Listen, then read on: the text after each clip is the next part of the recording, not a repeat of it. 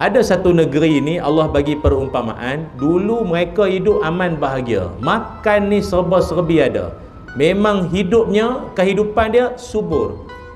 Macam di tanah air kita ni, subur tak subur, meja tempat saya ceramah ni letak tengah-tengah panas tu, hujan panas, keluar pokok, subur. Ni kayu-kayu ni boleh lama-lama keluar. Campak apa? Tumbuh. Makmur tuan-tuan. Subur, makmur. Akan tapi kata Allah, A'udzu billahi minasyaitonir rajim. dia orang ni, yalah kan, kadang-kadang tak sedar dia untung. Seronok, bahagia, syok, happy, tam-tam baru boleh rentah negeri, rentah daerah. Dia syok melampau kot. Dia happy sangat kot. Semayang entah ke mana. Dulu masa duduk lockdown di rumah, semayang tepat waktu. Habis nak buat apa? Dia dah duduk rumah menjongok, mayang lah. Dah boleh jalan-jalan sana sikit, dia dah lalai lah. Duduk hotel sana, resort sini, kemah sana sini, dia ada sikit lalai. Maka Allah Ta'ala datangkan berupa peringatan. Yang mana peringatan ini ataupun satu bencana ini, bukan satu, maaf, dua. Bencana ini berupa apa? Pertama sekali, kelaparan. Lapar ini bukan cerita isu banjir tak banjir. Sebelum banjir lagi, sejak pada PKP tuan-tuan, PKP pertama lagi, berapa ramai di kalangan masyarakat kita yang terputus mata pencarian. Gaji kena potong, meniaga tak jalan, banyak masalah. Anak ramai. Dah kena pula time tu suami dia pula meninggal, anak kecil-kecil 5 orang. Dia sara anak 5 orang, suami meninggal. Dia pun jaga mak dia yang uzur, lumpuh. Macam mana? Dia pun kerja cleaner. Kadang ada yang jadi cashier dekat Petropam. Gaji berapa sangat? Anak kecil-kecil. Lapar tak? Kelaparan. Memang susah, hidup susah. Terpaksa kibar bendera. Tak ada makanan dah, putus bekalan. Beberapa masjid saya ceramah itu, ada inisiatif buat gerobok rezeki. Letaklah beras lah, tepung lah, apa semua. Tapi ada setengah orang kadang tak faham-faham juga ya. Musim musibah ni patut insaf lah. Letak, ambil yang patut padan. Ini bawa hailak, undur pula tu. Dia ambil apa, ingat buka kedai runcit ke apa? Orang bagi ambil yang patut-patut. Ambil, orang bagi tu untuk kau guna alas saja, untuk meneruskan hidup, bukan suruh kau buat kenduri. Ada tuan-tuan, tahu lah, mai COVID, mai banjir, perangai tak berubah lah. Dia tak faham lah. Orang lain kan ada reti lah juga insaf. Ya Allah, aku ni musim susah ni, Tuhan nak tegur ni. Dulu aku ada ambil duit haram ke apa, Tuhan nak bersihkan balik. Patutnya dah ada juga benda-benda tak senonoh tu. Buat tak? Orang diuji dengan kelaparan. Cuma bagi kawan-kawan di luar sana yang mungkin diuji dengan musibah kelaparan ini, janganlah merasakan diri itu terhina. Kita ni terputus bekalan, tak ada makanan ni, lapar ni, memang hina lah kita ni di sisi Tuhan. Tak. Rasulullah SAW juga pernah melalui saat-saat yang kurang lebih sama.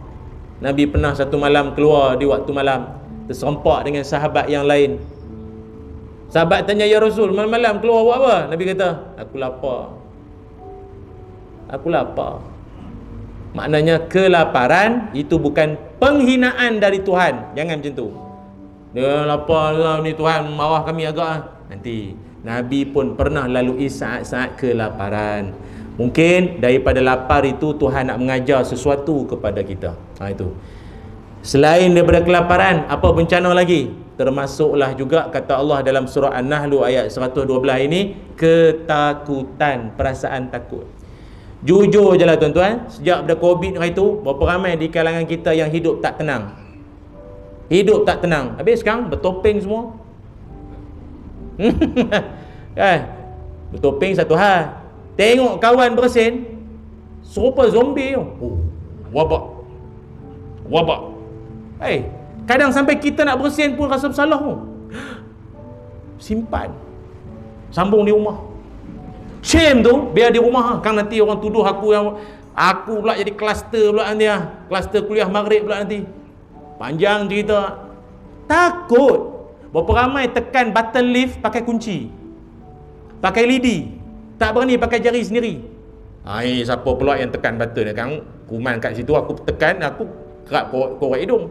Kau masuk pula, takut, dia takut. Dan adakah takut itu merupakan satu sifat yang kita kata apa dengan kuman pun takut? Itu biasa, itu normal.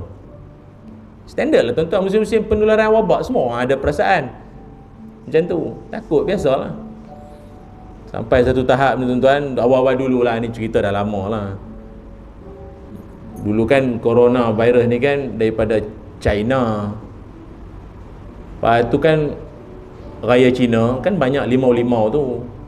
Berapa banyak limau kena buang. Tak berani dah, oh ini corona. Okey lagi kawan saya cerita, paling teruk dia pernah jumpa ada orang nak order nasi goreng Cina pun takut. Kalau dia kata ini kan bersembunyi pula balik nasi ni. Apa benda engkau dah? Itu melampau sangat. Apa penyakit lah ya Allah. Sebab itu ulama berpesan, mana-mana orang yang takut tanpa ilmu. Saya ulang, takut tanpa ilmu ibarat orang tu sudah mati sebelum mati. Orang yang takut tanpa ilmu, tuan-tuan dengan saya semua ni ada rasa takut tak? Ada. Tapi ada ilmu tak tentang macam mana nak berhadapan dengan wabak ni? Sikit-sikit ada. Kementerian Kesihatan aja amalkan 3W, elakkan 3S. Ikhtiar lah. Wash, wear, warn. Elakkan 3S. Tempat sesak, sempit, sembang dekat. Apa? Ikhtiar dah kita. Ada ilmu. Okey lah. Ini yang masalah, takut dan tak ada ilmu. Semua benda takut. Takut. Anak bagi tahu, mak ingat nak balik kampung ah. Abah ingat nak balik cuti kampung. Nanti dulu. Kau mandi dulu dengan sanitizer tu. Bukan spray, mandi. Anak tu pula nak mandi wajib, jam. Kena meratakan macam mana sanitizer tu, macam mana mandi apa.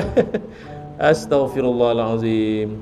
Takut ni kalau tak ada ilmu teruk jadi. Dia jadi, ya orang putih panggil apa satu penyakit tu, dia panggil germophobia ataupun paranoid. Pernah dengar paranoid? Takut tanpa ada takut yang tak tentu arah.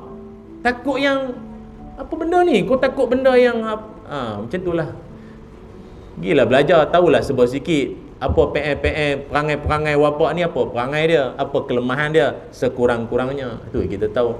Macam kita dengan denggi lah. Demam denggi, dia kan dah bermasyarakat dengan kita sejak berapa lama. Kita reti tak?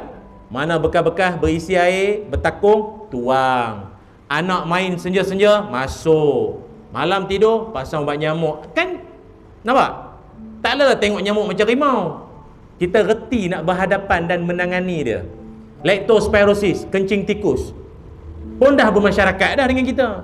Reti dah. Oh, mana pergi sungai-sungai ada lopak-lopak, air tak mengalir je, jangan pergi situ kan. Kebersihan ni apa, air tin, air minuman yang dalam tin tu basuh dulu, pasal bila bertimbun dekat store, mana tikus, mana duk berlari-lari kat situ, kita tak tahu, memang kerak minum, basuh dulu. Reti cara dia, bukan takut tak tentu arah. Ini maka sebab itulah kita tak nafi bahawa dua keadaan ini juga merupakan bencana yang Allah Ta'ala izinkan ianya berlaku. Pertamanya ju', lapar, dan yang keduanya khauf, iaitu takut, sebagai peringatan buat kita semua.